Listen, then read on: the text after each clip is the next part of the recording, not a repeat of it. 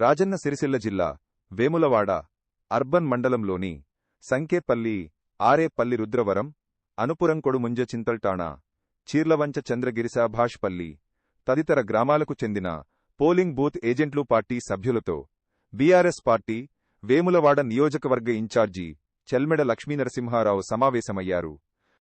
ఈ సందర్భంగా ఆయన మాట్లాడుతూ ప్రతి polling booth level agent, BLA ఓటర్ల జాబితాపై పూర్తి అవగాహన కలిగి ఉండాలని సూచించారు. కొత్తగా 18 ఏళ్లు నిండిన యువతను ఓటర్లుగా నమోదు చేయడంతో పాటు ఓటర్ల జాబితాలో మార్పులు చేర్పులు సవరణల ప్రక్రియపై నిరంతరం అప్రమత్తంగా ఉండాలని అన్నారు.